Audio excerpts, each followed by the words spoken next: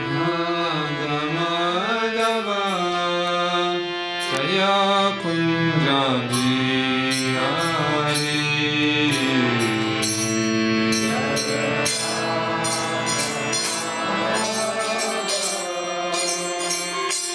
Jaya Kunja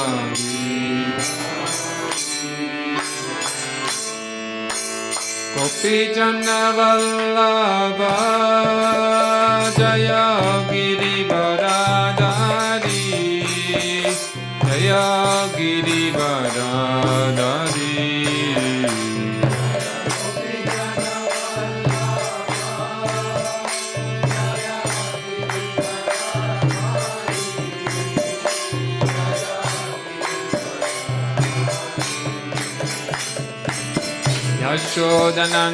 Yashodanandana Jaya Brajajana Ranjana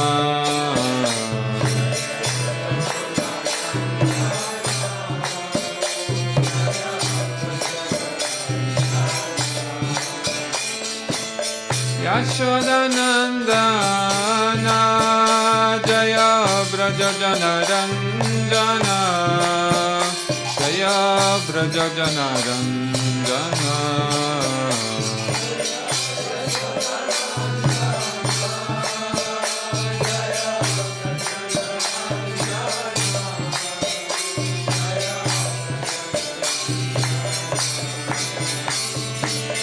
Yamuna Tiravanachari Jaya Kunja Bihari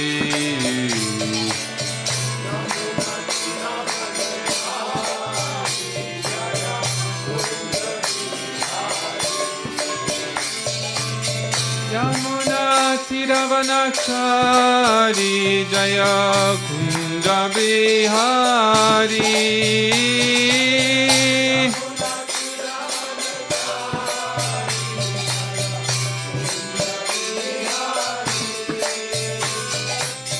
Radha Madhava Jaya Kunja Bihari Jaya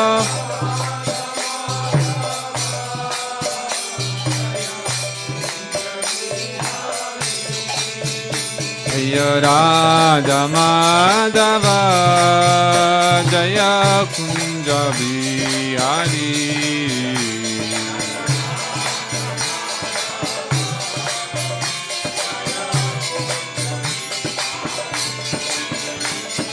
Gopi Jana Vallabha Jaya Girivaradari Jaya Girivaradari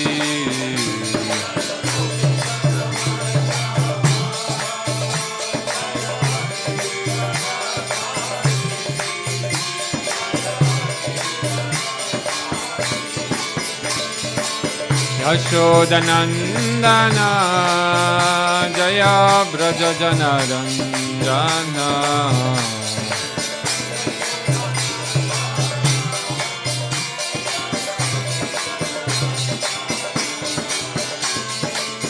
Yamuna Tiravanachari Jaya Kunja Bihari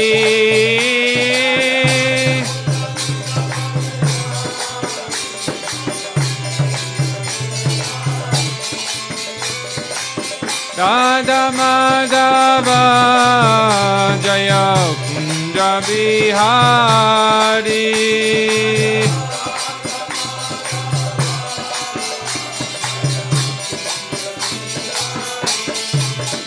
Jaya Radha Madhava Jaya Kunja Bihari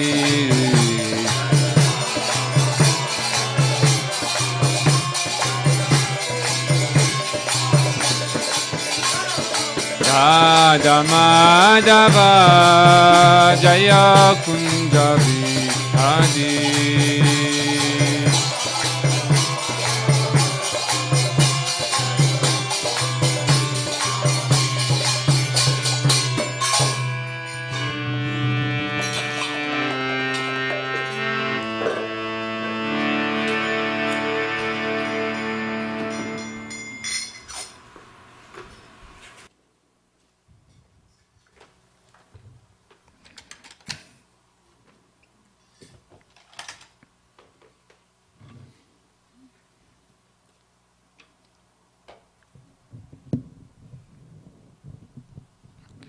Just stay like that. Okay.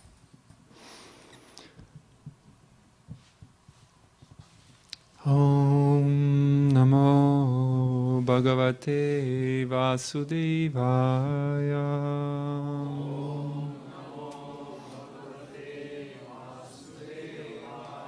Om Namo Bhagavate Vasudevaya.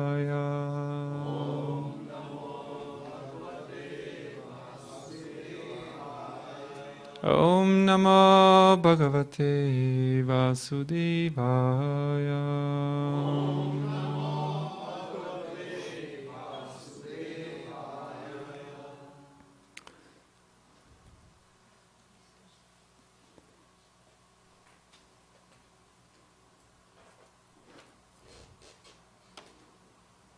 So tonight we shall then discuss one section of the Bhagavad Gita.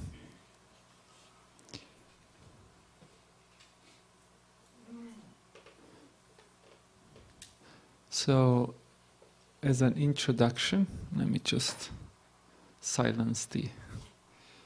I'm a modern Swami.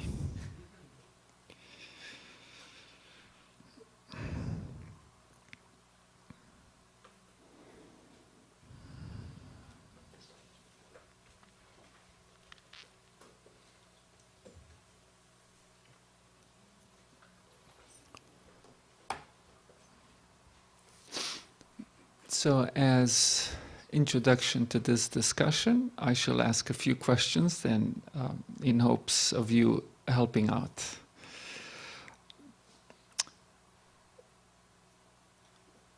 The specific section of the Bhagavad Gita addresses a very specific worldview, a very specific theological aspect that's quite popular. And it's popular even these days, and in bygone times was very, very popular. However, Krishna disagrees with it.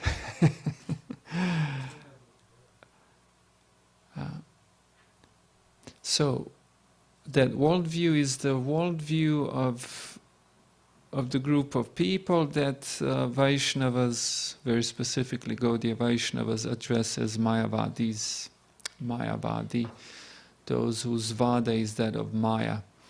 Now, no need to go into the depths of this worldview, but if you could help me list a few major elements or aspects or claims of this worldview. What do the Mayavadis say? What are their major points? Yes. Oneness, can you say a little more? That we are not actually, even though we are part and parcels of God, we are the same level. Mm-hmm. So, like it's not Veda, it's the symbol. Mm-hmm. So we're all same with God. Okay. What else do the Mayavadis say? No, they don't. They want to merge, okay. But that's their intentions, but what's their philosophy? That's their intention. You wanted to say, Prabhuji? Yes? No, I saw you having your hand up, or maybe I was wrong about it.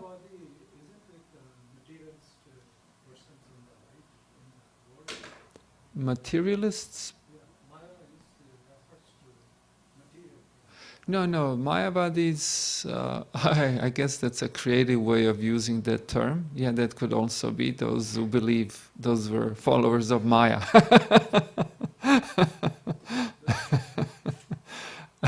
Smart, very smart. But we specifically refer to the group of people who have a certain worldview that Vaishnavas describe as Mayavada or Mayavad. What else they say? They say there's oneness. Oh, you have to know more than this. Yes? So because there's oneness, there is no supreme. There's no supreme, very well. Okay. we're all supreme, okay? Very well. So you qualified a little more what he said very well. Okay. What else they say? Evening time, the worst time for thinking. And believe me, it's very difficult for me. I had lunch at 5 o'clock. That's why I was a little late. Otherwise I would have come at 6. Yes? I don't know, we're not very schooled in the Mayavadi philosophy. Oh, very well. But I feel like maybe the yogis, Western yogis, are more into the Mayavadi school without knowing. Without knowing, yes, not, but maybe more about that later. Just this is important so we can really relate to this section of the Bhagavad Gita. There are a few other things that Mayavadis say, and Prabhupada mentions this in his books a lot. What else do Mayavadis believe besides oneness?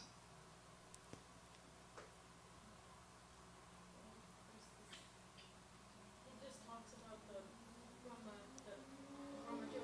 Brahma Jyoti, Brahma Jyoti, okay. Merging into the Brahman, the Jyoti of Krishna. Okay. Brahma.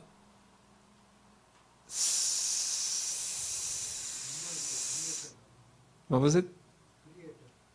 No. Brahma Satyam. And what's the second part? Ah, very well. What does that mean?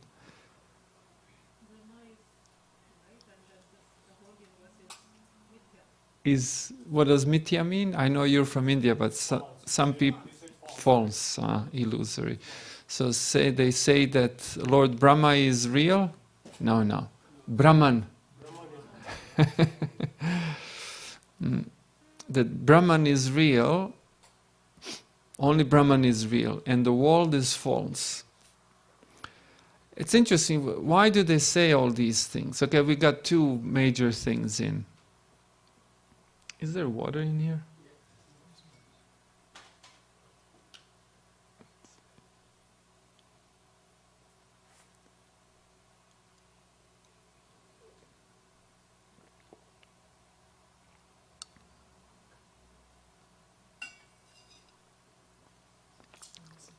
Lots of tulasi, enough for lunch.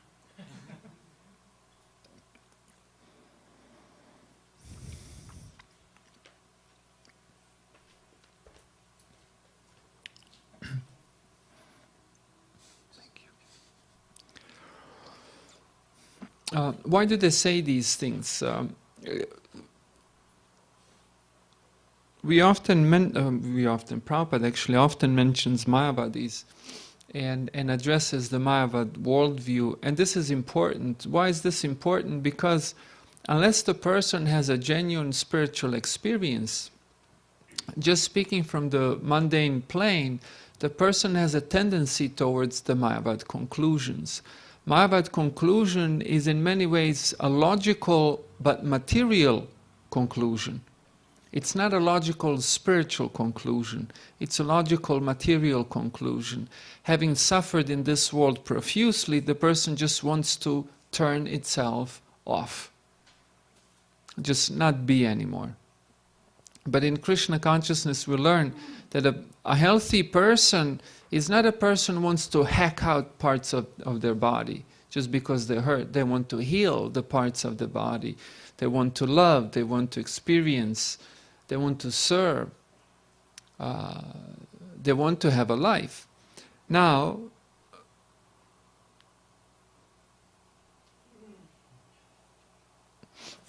if one has experienced frustration, and show me the person who has not experienced frustration in this world. Most of people experience a lot of frustration in their life. And so natural tendency somewhat is to gravitate towards the Mayavada conclusion, namely that you just become, you just are no more. You don't die, you continue to exist, but you merge into this Brahman. Now, what It's a popular thing to say amongst the youth also. People say, we're all one, and how are we all one? They never really think about it. Now, just really briefly, I'll tell you what the Mayavadis teach. The Mayavad philosophy has this concept that Brahman Satya, that Brahman is real, and that Jagat is Mithya, is literally illusory, does not exist. Not just that it's false, but it literally does not exist. So what they claim is that there is one thing, if you can imagine one thing over here, like a cloud, and this cloud is called Brahman. And there's nothing in existence except this Brahman. This is not a person. This is not a person composed of many persons. No. This is just some force that has no features whatsoever, has no characteristics, no qualities. It just is one thing. And this one thing somehow or other is conscious.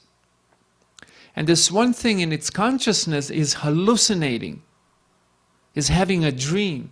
And in its dream, this thing is experiencing itself separately as all of you. As you and her and him and her and dog and parrot and cow. And now this makes no sense, and it ought not to make sense. And so they say that this hallucination where Brahman is thinking, here I am, Ananda Tirtha Swami here sitting, this is not happening. Our conversation here is not happening. It's not real. It's just a hallucination of this Brahman. It is not happening. This is what they say. So they say that the multiplicity of beings coexisting at the same time is illusion. That the physical world does not exist. That all of this, even though I'm not aware of his pain in his thumbs as if maybe typing up notes or whatever on his phone. But he is. If his Wi-Fi drops, I'm not in pain. To give a modern example.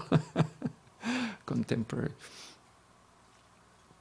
But yet some or other, this is just one being, like one brain, one being, hallucinating and experiencing itself separately as many different beings, without every being being conscious of any other being, except by indirect experience, namely by hearing, seeing, touching, etc. Otherwise, not a connected. So this is what Mayavadis teach. Now, let's see what Krishna says on this topic. This is addressed by Lord Sri Krishna in the Bhagavad Gita at the end of the 15th chapter.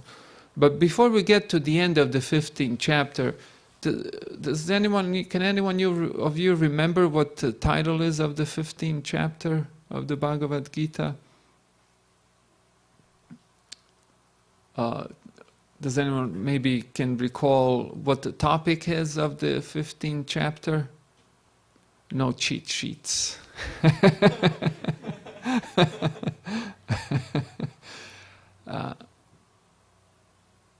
There is, in the beginning of the chapter, there's description of a tree. What kind of a tree? Aha, very well, yes. That there is a big banyan tree, Ashwata. And this tree is, well, I'm not sure how they do it in Canada, but it's probably similar like in the States. In the States they trim these Ashwata, these banyan trees. They keep trimming them. Otherwise, if you don't trim this tree, it tends to grow really, really, really big, humongous. And as its branches grow out, some of the branches grow down. And when they reach the ground, they take root. And so this branch becomes a new trunk. And in this way, you can get a whole forest out of one tree. Really, really big. In those of you who might have participated in Navadvip Mandal Parikrama, you might have seen in Navadvip there's a marketplace, a whole marketplace under one banyan tree. It's so big. Can be really. So there's description of this banyan tree, which is awesome. Awesome meaning very expansive, wide.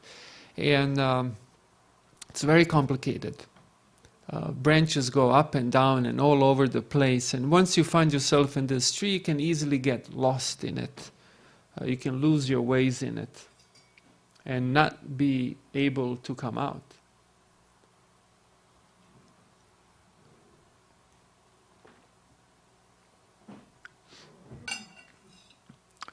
Now, having described this tree and how this tree is actually a perverted reflection of a real tree, and how souls in this world, they get entangled in this tree. They literally get entangled in this tree. There's different kinds of things in this tree. There are senses, there are sense objects. When the senses meet sense objects, there's a sensation of pleasure or pain. And if it's pain, we want to run away from it. And if it's pleasure, we want to embrace it. And by the power of this, the soul remains in this tree. It's interesting. Religion is also part of this tree, and this refers to the mundane religion, or the religion which is not meant to extricate one from this world, but it's meant to entangle one in this world. Most basic concepts of religion are exactly like this. These are people go to God and pray for material things, material boons and benefits. What for? So they can have a comfortable material existence. But real religion begins with the concept of this Ashvata tree, the tree that's entangling us. And to become free, one has to disentangle himself from this tree. And how does one disentangle himself from this tree? Does anyone remember? Krishna says one has to do one thing to come out of the entanglement of this tree. Surrender unto me? Yes, but that was a cheap shot, because that's always the answer. Very clever. Very precisely, there's a very specific answer. What you have said is, of course, true.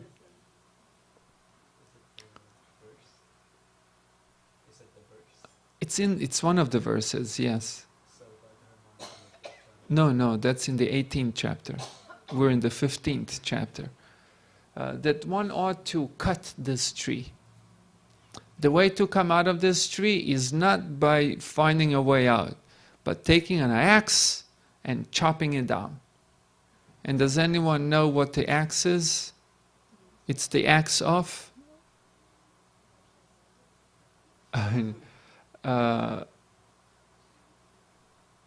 Ultimately, but very specifically here, Krishna says that this is an axe of. Usually, that's a typical wrong answer. I mean, ultimately, it's true. One should have knowledge as well, but that's typical mistake. Precise answer is that one should cut this tree with the axe of detachment. You can look it up in the 15th chapter, in the beginning, first few verses.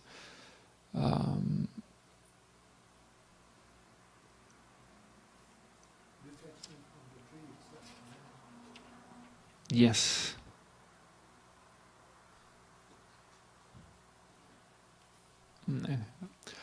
That one should cut this tree with the axe of detachment, meaning that one should feel very dispassionate towards this tree.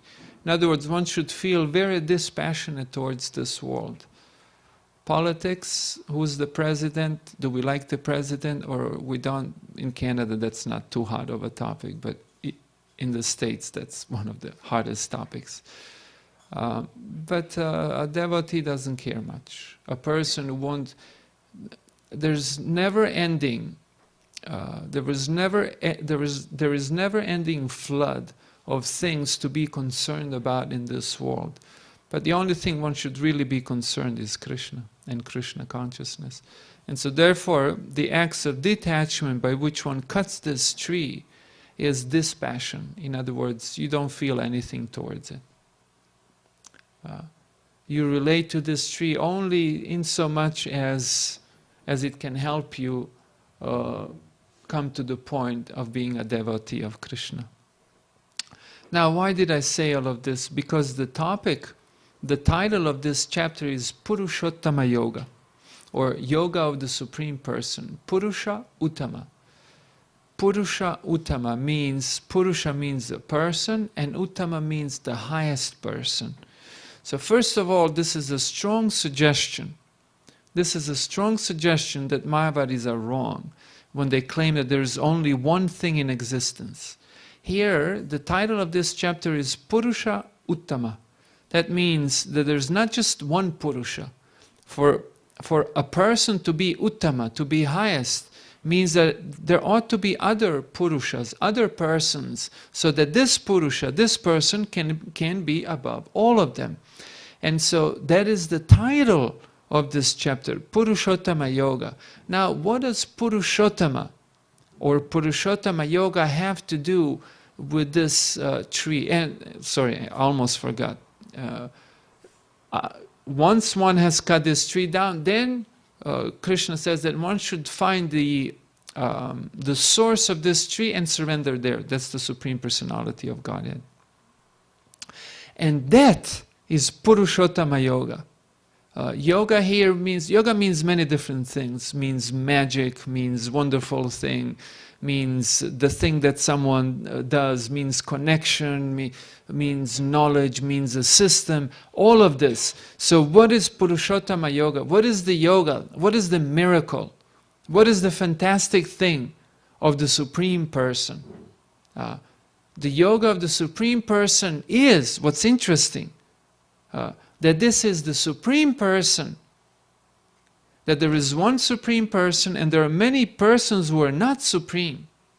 And some of these persons who are not supreme, they get entangled in the physical, materialistic existence. And Purushottama Yoga is the yoga by which these souls come to the point of Purushottama Yoga, which means to serve. First, to recognize that there is a Supreme Personality of Godhead, then detach oneself from this world, attach oneself to Krishna, and then serve Krishna, serve the Supreme Personality of Godhead. This is Purushottama Yoga. This is the yoga of God. Of course, we're living in very narcissistic times. The world has never been as narcissistic. Do you know what narcissistic means? Do you know what narcissistic means? Do you want to say it? Yes. Where a person is inordinately absorbed in him or herself.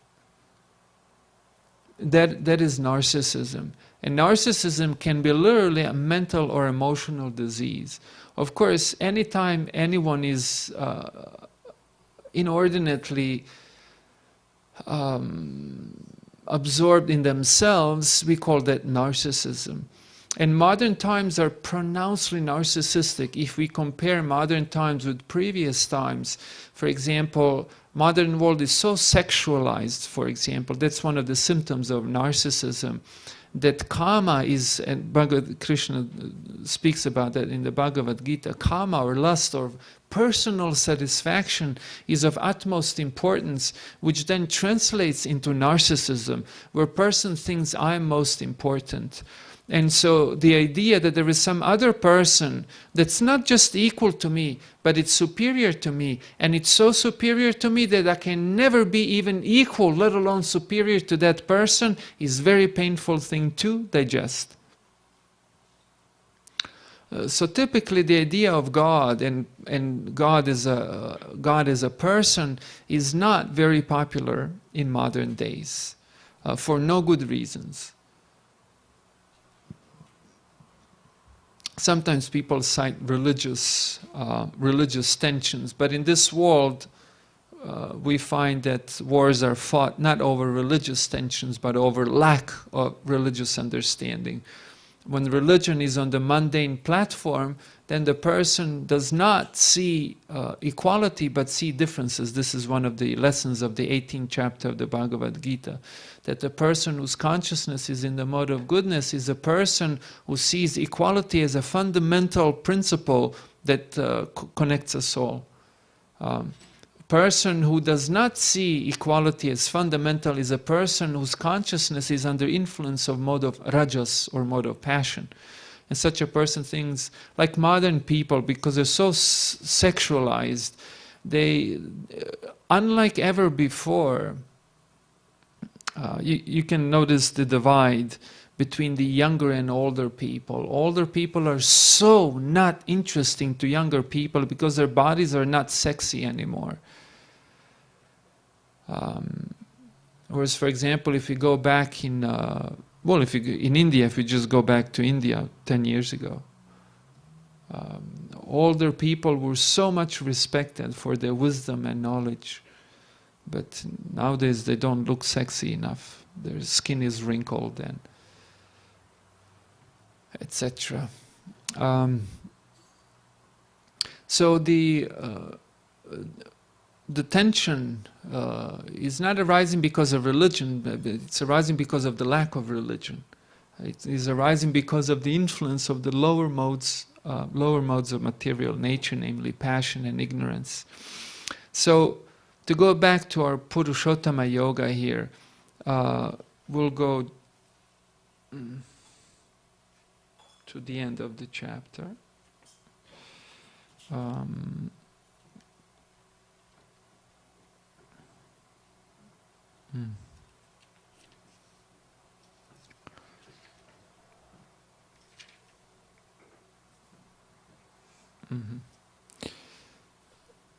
So at the end of this chapter, last 4 verses, this is what Krishna says. Dvaimau purusha loke, kshara cha akshara, eva cha, kshara sarvani bhutani kuta stok kshara uchyate. First Krishna says, Dvaimau purusha loke, that in the existence there is dva. Dva means two. Two kinds of purushas, two kinds of beings. So in the existence there are two kinds of beings. Kshara, cha, akshara. Kshara means fallible, cha means and akshara means infallible. These are maybe technical terms, but they're practically referred to souls that are conditioned and souls that are not conditioned. In terms of the Mayavadi example, the souls that are in Brahman would be those souls who are not conditioned. And the souls that come into this world are the souls that have become conditioned by the physical body, by the materialistic mind, and by non-devotional aspirations. Now, right here, Krishna is making a very important distinction. He says that there are two kinds of beings. There are beings that are not in illusion, unlike what the Mayavadis say. And there are beings who are in illusion, and they exist simultaneously. Whereas Mayavadis say there is no multiplicity of beings, there's just one thing called Brahman. But Krishna says, no, this is, okay, there is Brahman, but in that Brahman exist beings, and there are many of them, and they're all Purushas, they're all persons. And some of them, they come under the influence of illusion, and they find themselves in the material world as conditioned living beings. Prabhupada translates this. There are two classes of beings, the fallible and the infallible. In the material world, every living entity is fallible, and in the spiritual world, every living entity is called infallible. Okay, this is already enough to disagree with the Mayavadi concept, Brahman, Satya, Jagat, Mithya. This is already enough. Krishna says that these are both real and exist at the same time. But then Krishna goes further. Uttama purushas tvananya paramatme tyudahritaha. So what does this mean? Uttama Purusha, Tvananya, two but Ananya. Besides these two, there's yet another person. And this is Uttama, Purusha Uttama. So far we had two beings, right? We had conditioned beings, and then we have beings who are not conditioned. And now we have yet another person, third person, that's singular. These first two categories are multiple. There are many, many conditioned beings, persons, and there are many, many beings who are not conditioned, who are in the spiritual world. And above them all, there is yet another category of beings which comprises of only one being. And this is the Supreme Personality of Godhead, Purusha Uttama. Uttama Purusha Tvananya Paramatmetyudahritaha. Prabhupada translates, besides these two, there is the greatest living personality, the Supreme Soul, the imperishable Lord Himself, who has entered the three worlds and is maintaining them. Ya loka trayam avishya. Avishya means to, like avatar, or avatar, yeah, shakti, avatar. No, that's not the best. Well, avishya literally means to invest or to come into something. Yo loka trayam, in these three worlds, avishya, I enter as avyaya Ishvara, but I don't enter as one of the conditioned beings. I remain as I am, the Supreme Personality of God, avyaya, inexhaustible, unlimited, cannot be limited by anything. There's no laws that govern me. That's what avyaya means.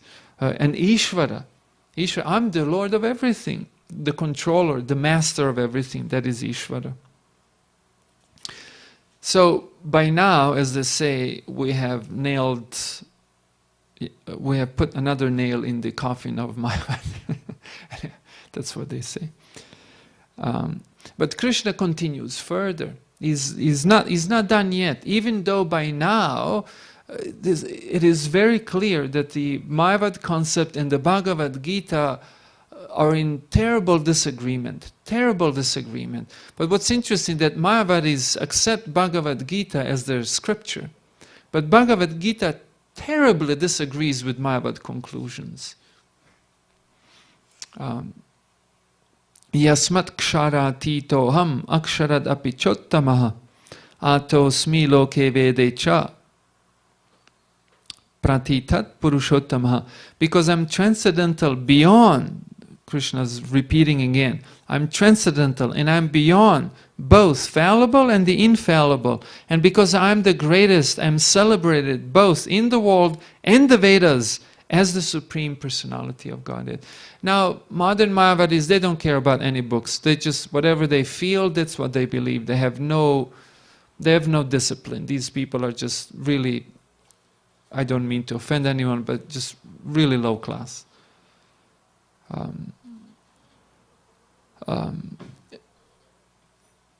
Traditional Mayavadis at least had some kind of standard, and their standard of knowledge was the Vedic literature.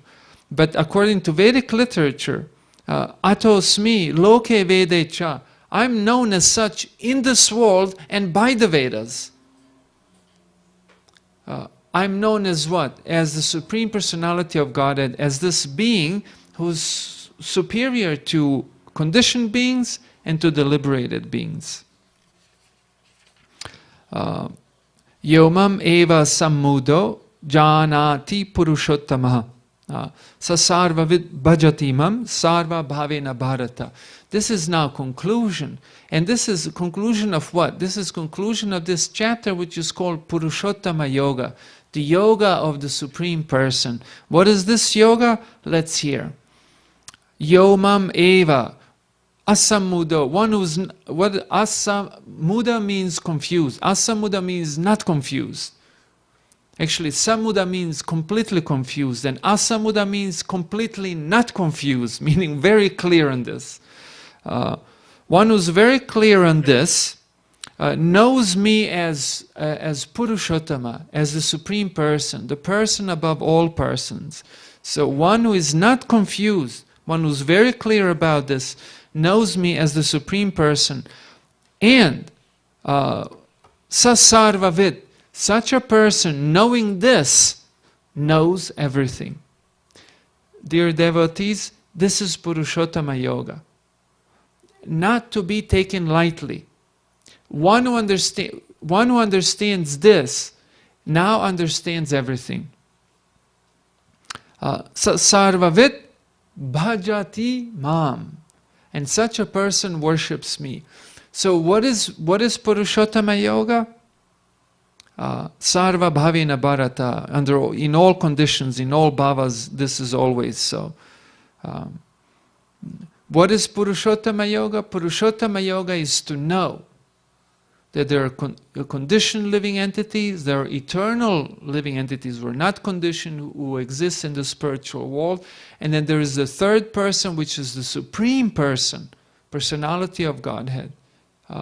And one who clearly understands this is a person who worships with their full devotion, worships the Supreme Personality of Godhead, and such a person knows everything. In other words, if you know this, there's nothing else you need to know. Nothing else do you need to know. If you know this much. And then last verse, which is sort of emphasis of it all, iti guyatamam shastram idam uktam mayanaga. That Guyatama, Guya Uttama. Guya means secret. Uttama means the greatest of all secrets. Not that this is a secret that, obviously I just said it out loud in the microphone, making sure that you all hear it. So it's not that kind of a secret, but it's a secret in the sense that it's the most confidential knowledge. What does most confidential knowledge means? It means that this is the heart of it all. This is the heart, not just of the Bhagavad Gita, this is the heart of all Vedic knowledge. So anyone who claims any kind of connection with the Vedic knowledge, this is the heart of the Vedic knowledge. To come to know the Supreme Personality of Godhead, and then to come to love and serve the Supreme Personality of Godhead. Such a person is a person who knows everything. And this is the most confidential part of all Vedic scriptures. Etad Budva Buddhiman. One whose intelligence is such is the person of ultimate intelligence. Let me see how Prabhupada translated this. Whoever understands this will become wise. Etad Buddha, one who understands this becomes Buddhiman, becomes the intelligent person. So Krishna now defines what it means to be intelligent. Means to figure out this much. I mean, like modern people are so, these cell phones, for God's sake, I mean, they can do almost everything. They can't cook and clean yet, but a few more years. So we could say people are quite intelligent, but they can produce a thing like this. But the question is, how is this intelligent if at the end of the day you and everyone else dies? What's the value of having a mobile phone or not? I was perfectly happy when cell phones didn't exist. Now we just created yet another thing we need to have. How is that intelligent? Intelligent means to find the purpose of existence. Otherwise you're intelligent, but your intelligence is stolen literally by stupidity. So ultimately you're not intelligent. What's the value of your life? And the people, but I love my garden, I love my nature hikes. Okay, that's what you love, that's what entertains you. But how does that make life valuable? How does your entertainment make your life valuable? If the life ends at the end of it, then it has no value. And if it appears to have any value, by the time you die, you will see that it has no value. So there ought to be eternal life for the life to have value. And this is Purushottama Yoga. This is realized by Purushottama Yoga. And one who understands this becomes Buddhiman, becomes the person who's actually intelligent. Krita krityaha. And this is the deed of all deeds. In other words, you might have not done anything in your life. You might be just the darn laziest of all people. But if you have done this, you have done everything. This is the work of all works. This is the deed of all deeds. These are Krishna's words. So this is so emphatic, so strong. Krishna's hammering again and again and again. Not that we're all one. It's nonsense. How are we all one? We're all one as a community. But I don't know when he is hungry. We're not all one. We might be one as a community, as people who are forced to somehow live together. And above us, there is Purusha Uttama. And to come to love and serve this Purusha Uttama constitutes Purushottama Yoga. This is the fantastic thing of the Supreme Person, that when we come to the point of actually loving and serving the Supreme, we have done it all. Not true. Now I'm flipping everything over. I'll say what I mean.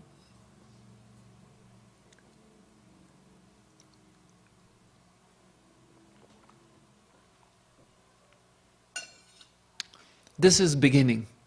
I will leave time for questions. Is that okay? I'm almost done. Just a few more minutes. Just not to lose the... let the train run its course and then we'll stop. This is the beginning. When person has understood this much, this is the beginning. Then the bhakti has to be developed. And what's interesting, there's so many people who, well, maybe I should mention before that this is the end of the 15th chapter, and then it begins the 16th chapter. Does anyone know the title of the 16th chapter?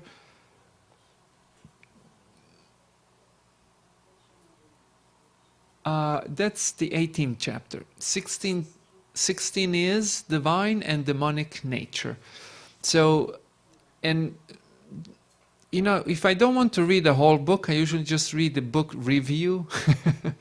So like this, we're not going to discuss the whole chapter, we'll just immediately tell the conclusion of the chapter.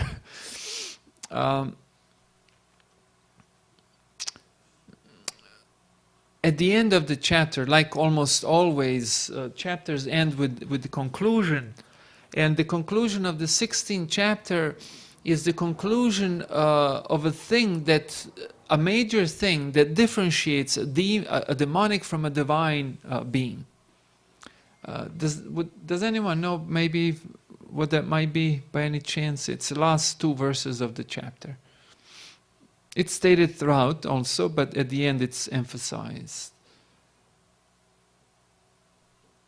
Okay, then all the points go to me, as I'll say the answer.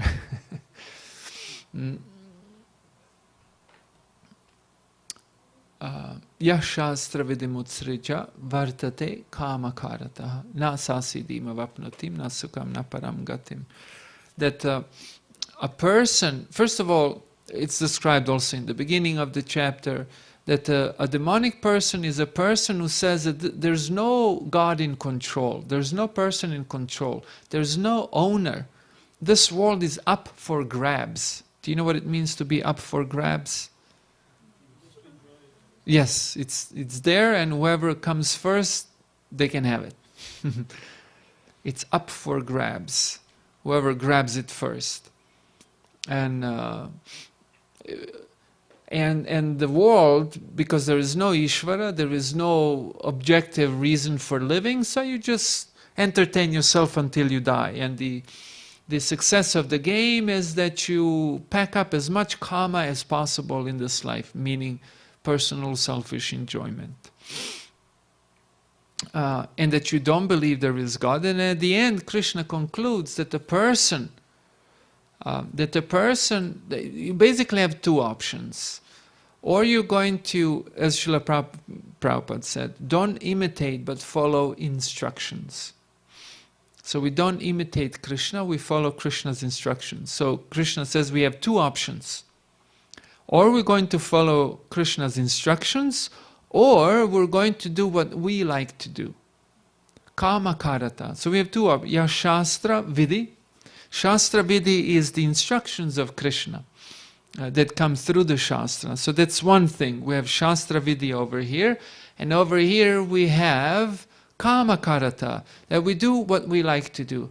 And it's interesting how people, we're living in such times that this is the religion I like to do. Oh, I enjoyed doing this. I enjoyed myself a lot.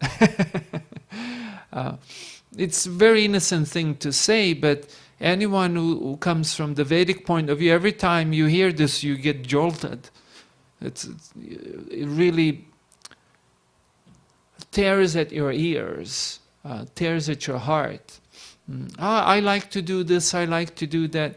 But if what we like to do is the standard of goodness, what can we say to Mr. Hitler? Or any crazy person that did crazy thing because they like to do the crazy thing. So what we like to do can absolutely not be the standard of goodness. That's why there is Purushottama, a person who's above everyone else. And this person is the measure of goodness. And the Shastra, the injunction of the Shastra, is the measure of goodness. And so therefore we have two options. Or we're going to do what we like to do, and in this way become more and more of a lusty person. Because more you act on your own whims, more you become comic, or lust is not precisely correct term, but by doing what we like to do, we grow attachment, not detachment. Attachment means loss of freedom, detachment means gaining of freedom.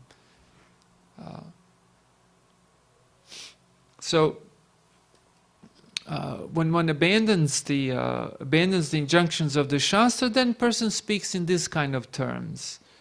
That I like to do this, I like to do that.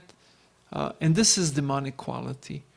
And of course, we don't go around telling people every time they say, oh, I like to do this, oh, demon. But it's not precisely a divine quality. And it does not lead personally, neither collectively, to a divine situation. It leads to a troubled situation, to a group of people where everyone wants to do what they want to do. And there's just a whole lot of clashing. In Vaishnava society, we learn that we are a servant of a servant of a servant of a servant of a servant of Krishna. And what's interesting, everyone with a little bit of brain functioning can see that that endeavoring for self-satisfaction always leads to misery.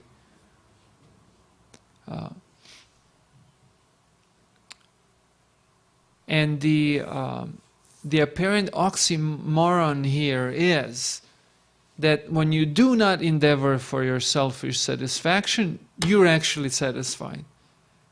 Because that is the nature of the soul, as Krishna says. Krishna made us to be the servant of a servant of a... That's what ultimately fills the heart up.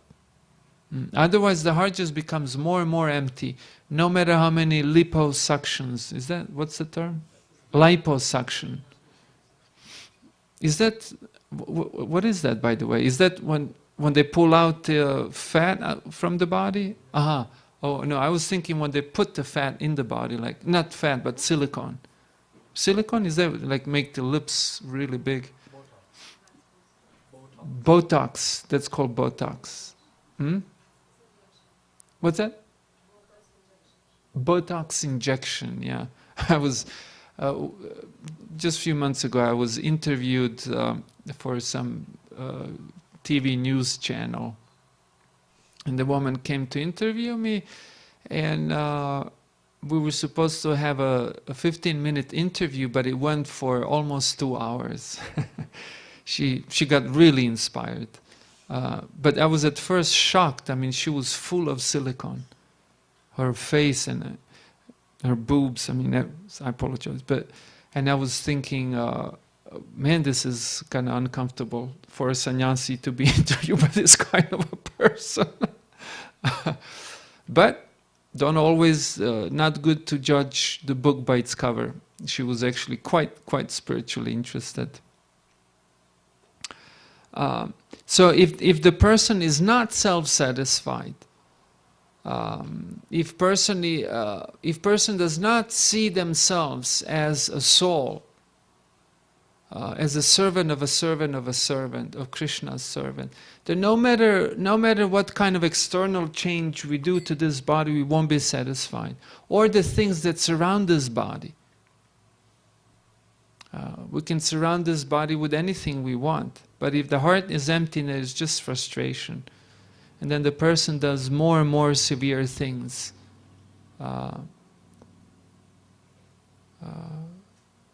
Thus becoming really absurd at the end. Now, why am I saying this? Because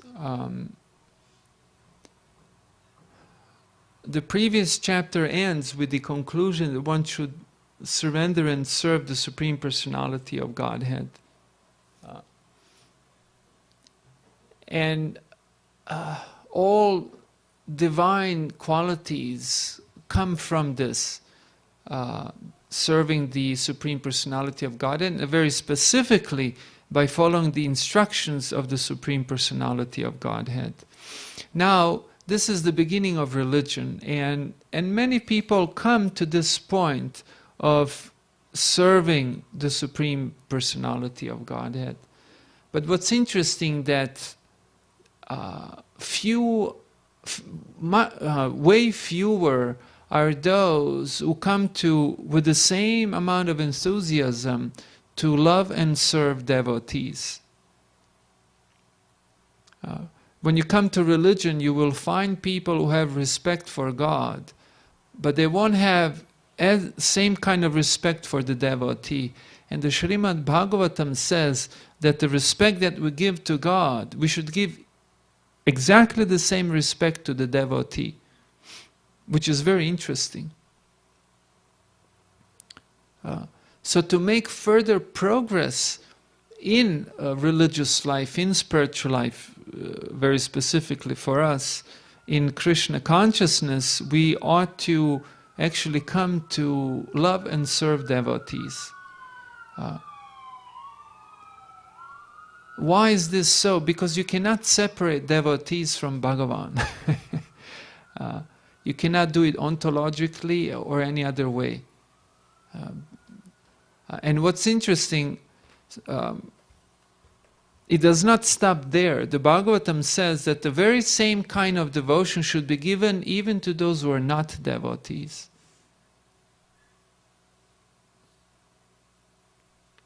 Why? Because every soul is a divine part and parcel of the Supreme Personality of Godhead. So one who actually worships the Supreme Person and does not recognize that souls, all souls, conditioned and liberated, are parts and divine parts and parcels of Krishna, have incomplete vision of Purushottama.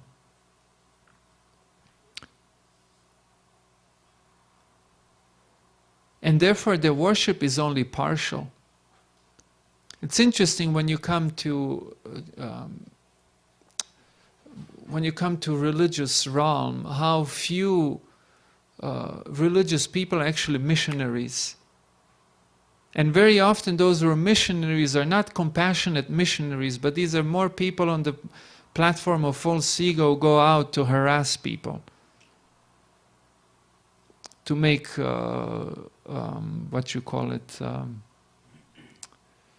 to make institution members, make people members of their institution. But A really advanced devotee is the one who understands that every soul is part and parcel of Krishna. And that Purushottama Yoga means that the person has come to love and serve the Supreme Person, which means also to love and serve the devotees, which also means to appropriately love and serve those who are not devotees, meaning those who have not come to the point of loving and serving the Supreme Person. Therefore, those who have understood this, they actually become missionaries. Every one of us has some time and has some resources. And we use our time and our resources the way we want to, as God gave us this freedom. But the person who has understood, who has advanced this much in their religious understanding, in their spiritual realization, they actually come to make serious plans how to use some of their time and some of their resources to propagate the knowledge of Purushottama Yoga. This has nothing to do with institutional membership. We don't even necessarily care what religious tradition people might be associated with. Some lectures Srila Prabhupada gave at monasteries, Christian monasteries. Prabhupada didn't tell them, you people are in Maya for being Christians.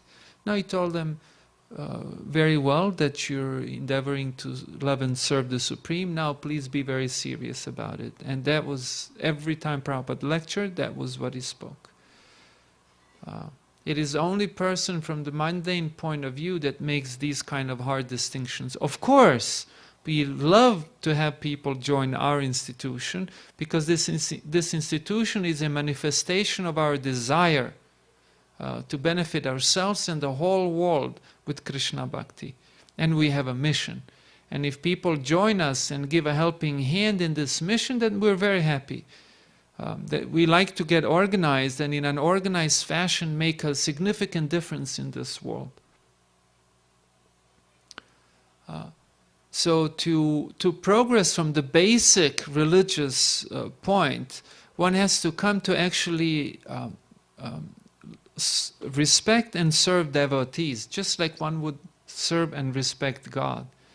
And if one wants to further progress in their spiritual life, doesn't matter what religious tradition we're talking of, but specifically for us Vaishnavas, then we also have to have this kind of understanding or attitude towards those who are not devotees, not feeling ourselves above them or superior and wanting to dominate in any way, but just as a kind friend, share something with them that we think it's absolutely fantastic.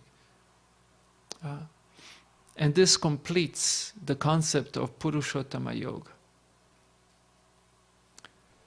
Om Tat Sat.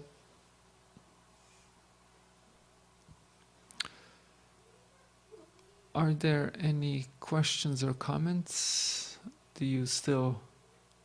Yeah, like when you were saying about the oneness, like, and you say that you don't feel like if something happens to the other person, then you don't feel, but that's purely at the physical level, but what about the oneness at the emotional level or at other levels, like when there is a tsunami, the entire world feels the suffering, or when we love someone, we feel a connection towards them and any suffering they have, we feel in one, or even in music, we feel a connection. That's where the oneness also lies. So maybe at the entire physical level we don't feel, but even if someone is hurt, at least we might not feel the hurt, but we feel the pain. So there is the oneness over there. So how can we separate? And then even as you said later on, like every soul has a part of the divine in them. So that also makes us one. So that way. So because Is that a comment or question? no, so it's a kind of a, because that's what I No, just so I know how to respond. because that's what I was saying, because I thought you mentioned something about that, so the oneness kind of doesn't exist because what happens. So according to what I think is that the oneness exists, only we don't see it at the physical level because of the Yeah, we would totally agree with you. but still there is that emotional oneness when people suffer, or we feel that oneness in the love and connection. So that's what I was trying to. So I thought that we are kind of that way. Correct. But you're still you and I'm still I. Yeah, but we still feel. Correct, correct. Yeah. So every Vaishnava here would agree with you. No doubt. So then, at what level is there the differentiation? Okay, now comes the question. So at what level? Yeah, because when you say that the oneness doesn't exist, and then it kind of contradicts. So and Yeah. then what level? Because I thought we cannot see the oneness at the physical level, but we feel the oneness. Yeah. To be very precise, to say that absolutely to be very precise, to say that we're absolutely not one is an incorrect statement. Very specifically, Chaitanya Mahaprabhu taught Veda and Abeda. Veda means division, and Abeda means no division. That means at the same time we're connected, and at the same time we're disconnected, in a sense, in many different ways. First of all, like a couple. When you speak of a couple, that's really, you're referring to one thing that's composed of two beings. So a couple, we even say like that, oh, the couple. They're a couple. But this couple is composed of two beings.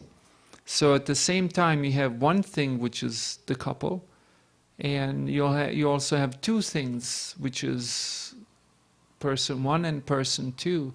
Or if we say room, or very specifically say temple room, this temple room is one thing, but it's composed of many things: the floor, the ceiling, the walls, the furniture, people in it, lights, etc., etc. And this room is not the only room in this building. Many of these rooms comprise the building. So all of these rooms we could call by one thing. We could call it just one thing, the building. And so, the whole city of Calgary has many buildings, and there are many cities in the world, and etc., etc. You can continue. So there is oneness. Because we're obviously connected. We're not absolutely disconnected. But what I was very specifically referring to was the Mayavad concept that there's only one thing. Were you here from the beginning? Sorry, I wasn't. Yeah. So remember that one thing, Brahman, that there's only Brahman in existence, and that Brahman hallucinates and experiences itself as multiplicity. That's Vaishnava teachings don't agree with that. Krishna's teachings don't agree with that. Krishna very specifically says that there's three types of beings. There are many conditioned beings, there are many liberated beings, and there is one being above all who is the supreme being above everyone, like that. But yeah, we're connected in many ways. As a matter of fact, So then what is the Mayavadi concept of oneness? absolute oneness. That there is only Brahman in existence. Remember? Yeah, okay. So it doesn't respect the multiplicity of the Correct. So it doesn't see the oneness in the multiplicity of the Correct. The Mayavad says there's only one thing called Brahman, and everything else does not exist. It's just a hallucination. You know, when you dream of something, it's just a dream, it's not reality. So like that, they say that Brahman is hallucinating, or like dreaming, sort of, and experiencing itself like many. But you don't exist. He doesn't exist. This planet, none of the, that's what they say. We disagree with that. But example that Vaishnavas give is that of the sun and the sun rays. There is sun, and there are many sun rays. And so this sun rays is integral component of the sun. You cannot separate the sun rays from the sun. But nevertheless, there's a difference between the sun and the sun rays, in the sense that sun rays depends for its existence on the sun. The sun does not depend for its existence on the sun rays. So like that, the souls are described. Of course, this is just an analogy, just to give a clue. So the soul is an integral part of God, but still not God. Like the sun rays is separate from the sun, but it's still integral part of the sun. That's the analogy given quite often. Like that. So there is oneness and there is also separation, yeah. Yeah. And that's a good example how we feel. Every emotionally healthy person, when they see suffering in any other being, they experience that suffering. As a matter of fact, what's interesting, Krishna defines such a person as the highest of all yogis. Let me see if I can remember the shloka. Atmaupamyena sarvatra samam pashyati yoginaha sukham vayadi va dukham sa yogi paramo mataha. Sa yogi parama, the highest of all yogis. Mataha, this is my opinion. Who's the highest of all yogis? It is the person who can experience sukham vadiya dukham, who can experience happiness and distress in others by dint of their own experience. In other words,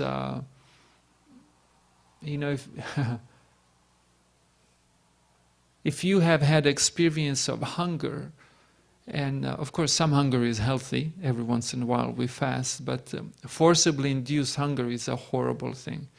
It's utterly devastating thing. And I hope none of you experience that ever. But let's say that we have had such an experience. And then if we see a hungry person, we could not be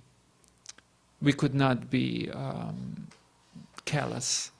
We would have to feel something.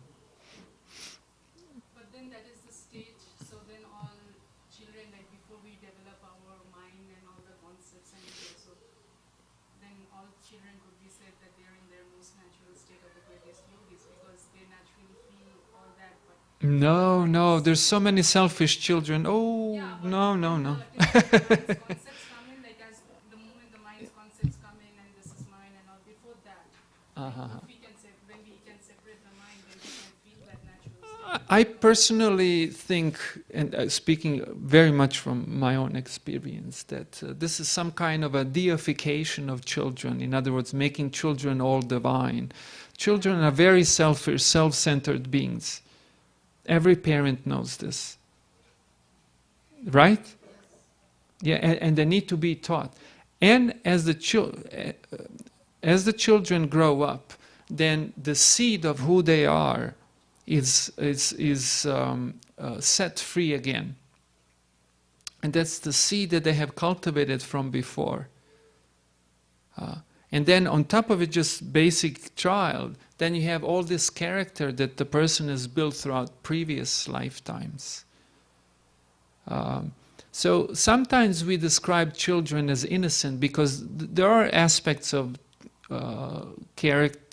typical character of a child that contains innocence, and we take that. But we can't say that the child is absolutely pure. No, I'm saying till the mind comes in. No, even before then, children are extremely selfish. It's a way of looking at it. Okay, then we'll have to agree to disagree on this matter.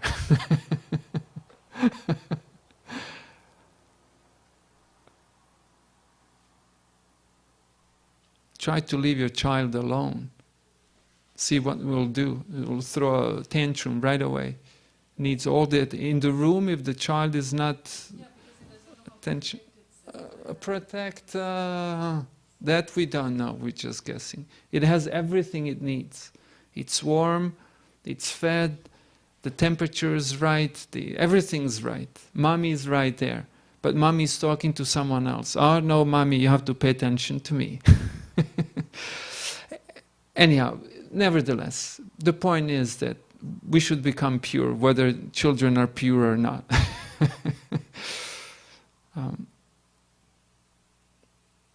I mean, if it was that simple, then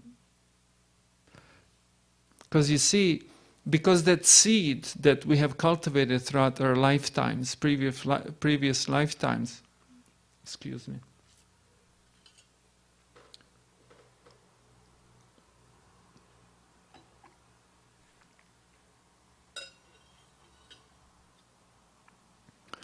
until it's unleashed, set free again, because it's sort of kept in a dormant state, and then as the child becomes an adult, teenager, etc., then this starts to come out. So because of this, we sometimes have the experience that child is more pure, more innocent than an adult, but that child is the adult in the making. Like that. You can separate the two. Anyhow, Krishna does say that that the highest of all yogis, this is sixth chapter, is actually one who can feel what others are feeling. In other words, the experience goes beyond the limitations of their own body. It extends to other beings too. Okay, anything else perhaps? Oh, it's almost 8 o'clock.